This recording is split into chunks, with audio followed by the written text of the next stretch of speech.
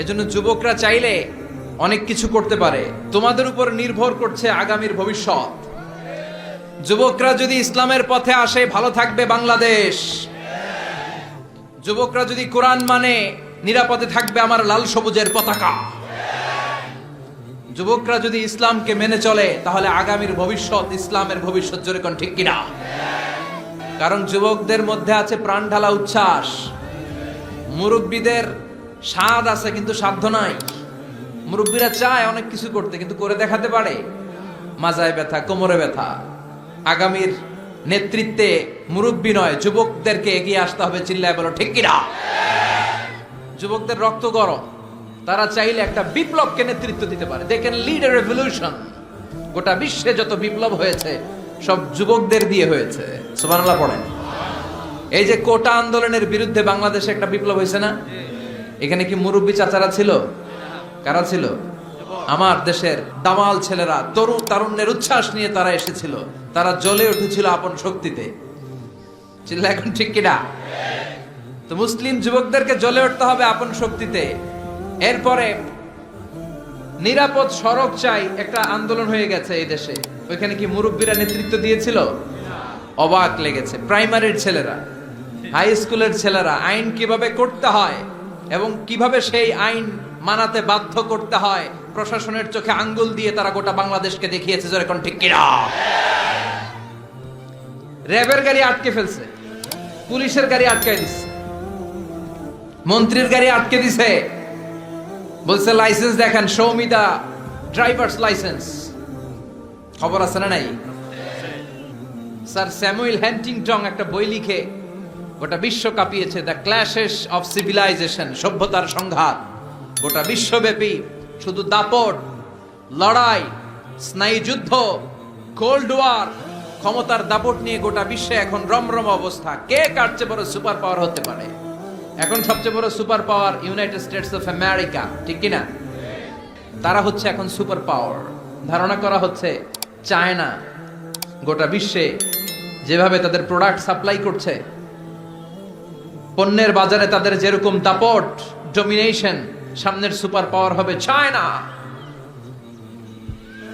চায়নাতে কোন দুষ্কৃতিকারী, কোন হত্যাকারী, তাদেরকে যখন জেলে বন্দি করা হয়, জেলখানার ভিতরে ওরা ফ্যাক্টরি করে রাখছে। জেলে ঢুকবি তো কাম করে খা, আছে না নাই? কি সুন্দর অ্যাটিটিউড। যে যেই কাজ পারে জেলখানার ভিতরে ওই ফ্যাক্টরি। আগামীর সুপার পাওয়ার হতে যাচ্ছে চায়না।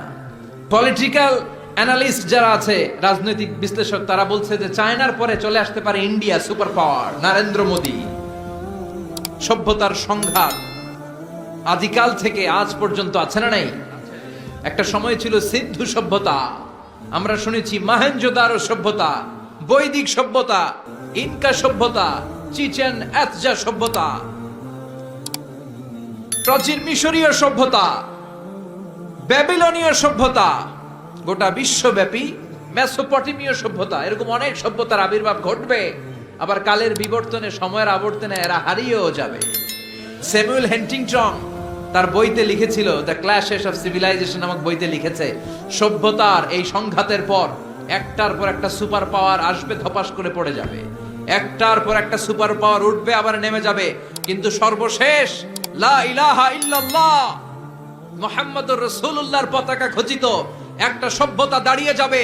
ওই সভ্যতাকে মাটির সাথে মিশিয়ে দেওয়ার মতো শক্তি তাবৎ দুনিয়াতে কেউ থাকবে না। সর্বশেষ যে সভ্যতাটা দাঁড়াবে, সে বলেছে এটা হচ্ছে ইসলামের সভ্যতা। সুবহানাল্লাহ পড়বেন না? এজন্য ইসলামের অগ্রযাত্রা, অগ্রগতি, এটার স্পিড, এটার ব্যালেন্স, এটাকে রুখে দেয়া যায় না, এটাকে থামিয়ে দেয়া যায় না। ইসলামের দৃষ্টান্ত অনেকটা টিউবের মতো, প্লাস্টিকের টিউব। আপনারা গ্রামের মানুষ, আপনারা ভালো সাঁতার কাটতে জানেন। শহরে যারা সাঁতার কাটতে জানে না, তারা টিউব নিয়ে সুইমিং পুলে নামে যাতে ডুবে না যায়। জানেন, এই টিউবগুলা পানিতে ডুবানো যায় না। টিউব যতই আপনি পানির নিচে ডুবাইতে যান, এটা কি করে? উপরে ভেসে ওঠে। ইসলামের বৈশিষ্ট্যটা অনেকটা এরকম। এটা ডুবাইতে চাইলে এটা খালি উপরে ওঠে। সুবহানাল্লাহ কইবেন না?